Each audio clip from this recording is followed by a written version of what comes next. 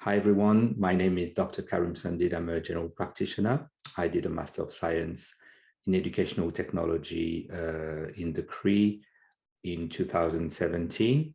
And today I will share with you a global view of the health challenges in the world today.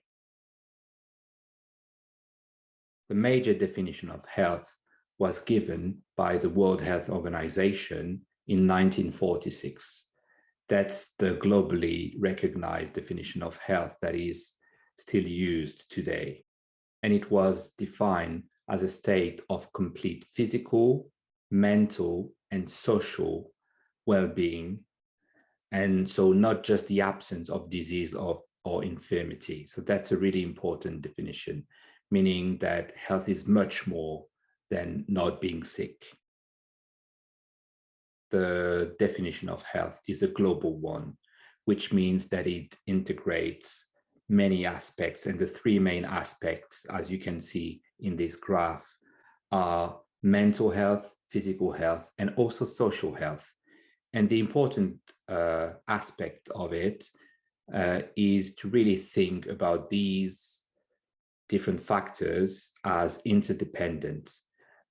In fact, we know that mental health can be impacted by physical health, the other way around too, and also the more socialized you will be, the more the best social life you will have, in a sense, the better mental health you will have. In the next few minutes, we will now see how health is an interconnected challenge. In fact, usually we think about health as maybe not having a disease or something very biological, very physical related to your body only, or maybe your mental health, but it's actually something that has connections with a lot of different other problematics and challenges that we have today. So first, let's explore how the social challenges can also meet the health challenges. There is something called the social determinants of health. The social determinants of health are all the non-medical factors that will influence health outcomes. What does it mean? That means that all the things that are not related to medical sciences, but will impact your state of health according to the definition we've just seen.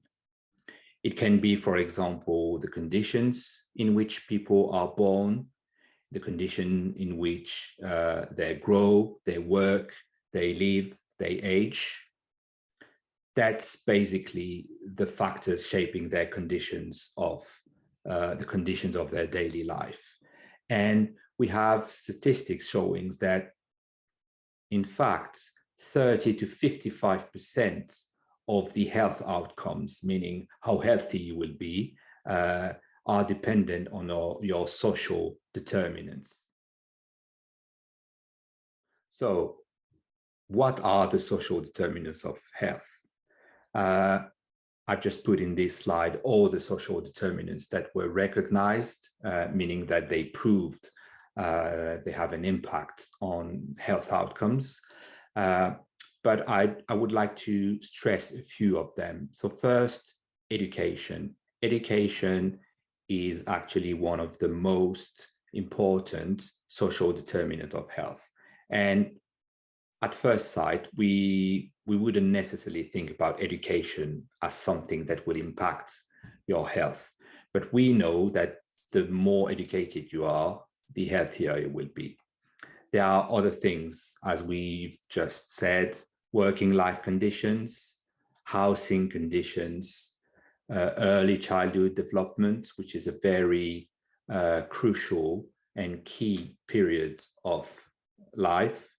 And also access to health services, so health professionals, and also the quality of them. So let's now have a look at how in practice social determinants of health will have an impact on health outcomes.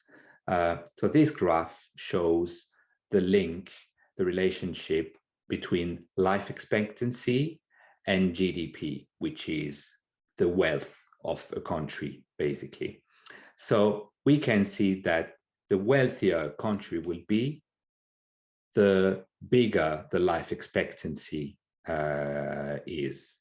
So that's a proof that unfortunately the poorer you are, the lower your life expectancy will be. So we can see here that wealth has a direct impact on life expectancy. Social factors also have an impact on something called non-communicable disease. So what non-communicable disease are?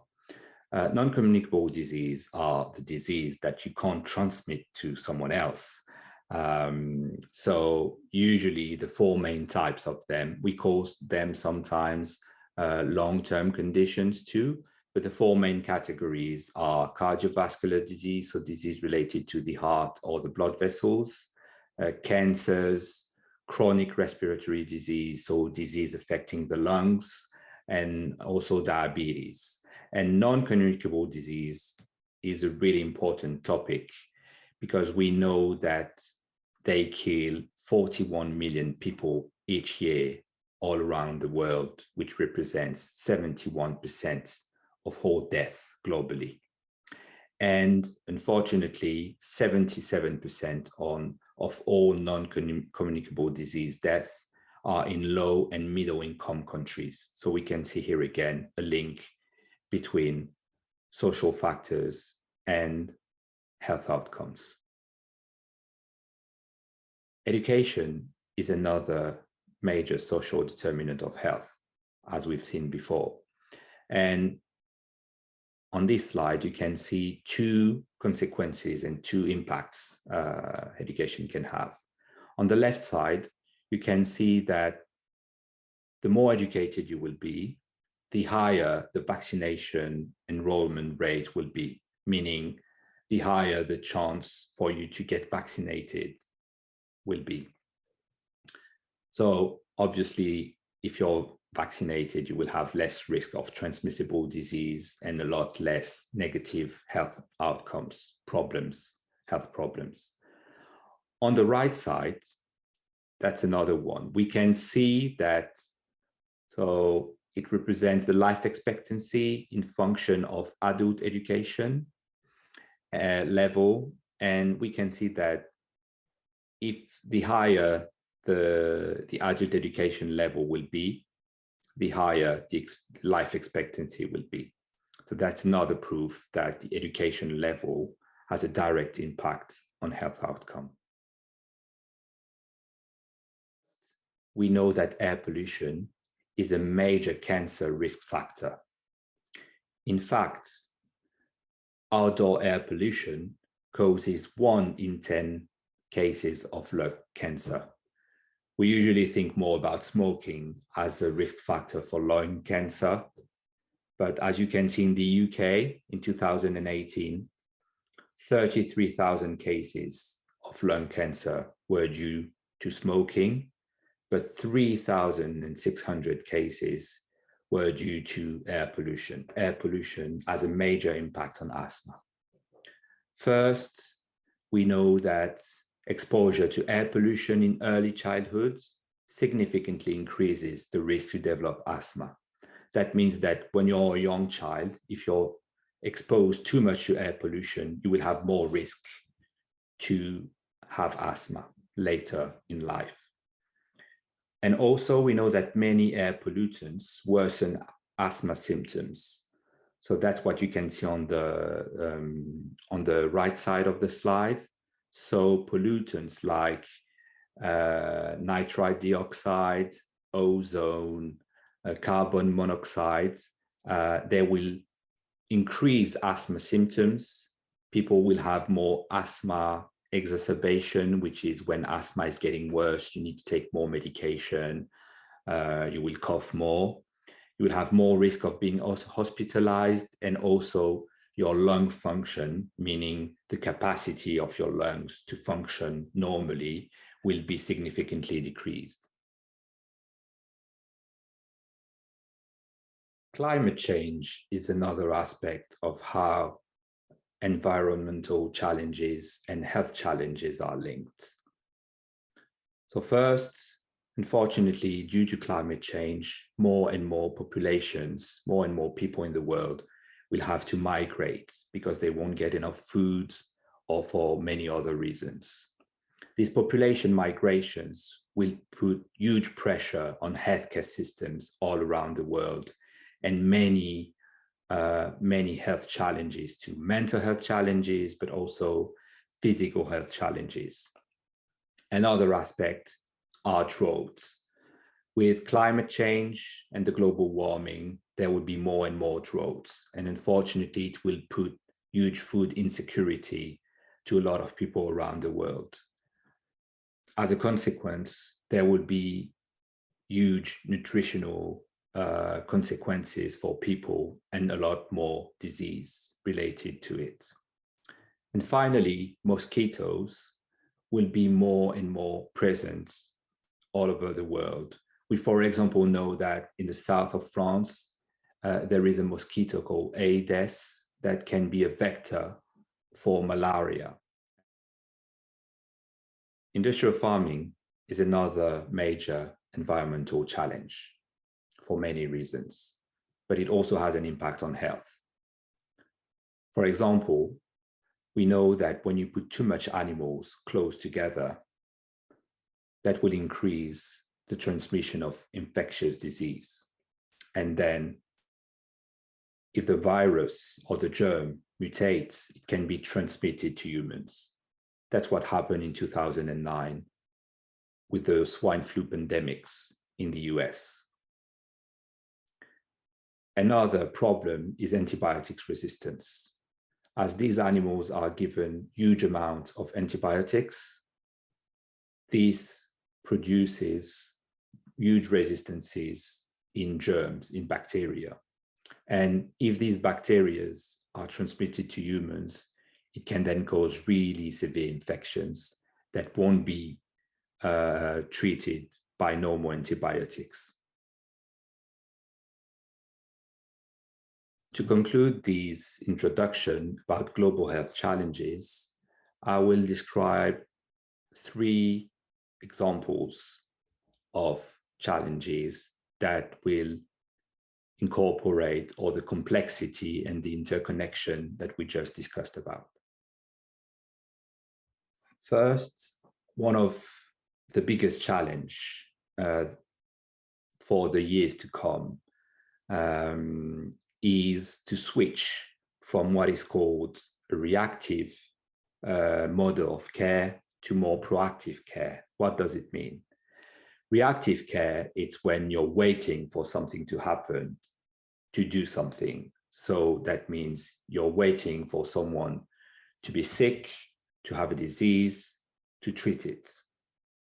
On the opposite, proactive care is more about preventing disease, preventing health problems to happen, and as a consequence, to allow a life in good health. That's a major challenge because we know that according to the World Health Organization, 50% of the global burden of disease, meaning the global burden on societies and individuals regarding their health, is related to what is called chronic illnesses. Chronic illnesses are illnesses you will have for the rest of your life because you can't really treat them, but you can help people live a better life with them. An example that we talked about earlier is asthma.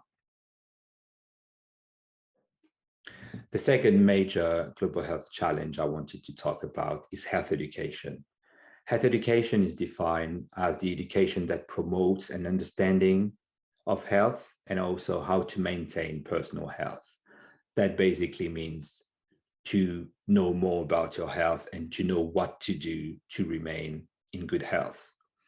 When you think about health education, you have to think about the what, so the education, the content that you will transmit to people. So you have to have high quality, scientifically validated information. You also have to make it understandable. and to deliver it to the relevant people. So for example, myself, I would like to receive information that would be relevant for me. You have also to make it engaging, not boring. So using learning sciences is a really good thing in this case. And finally, you have also to think about how to deliver the information at the right time. So the time that people will need it. The last global health challenge I wanted to talk about is healthcare workforce.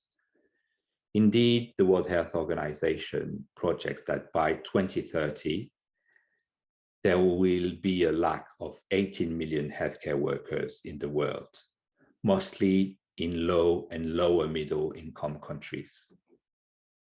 Furthermore, we know that doctors and healthcare professionals globally are under a lot of pressure and their work conditions are really tough. For example, in 2021, a survey in the US found that 42% of the doctors experienced burnout. Amongst these doctors who experienced burnout, 40% said that they were lacking resources and it had an impact on their work conditions.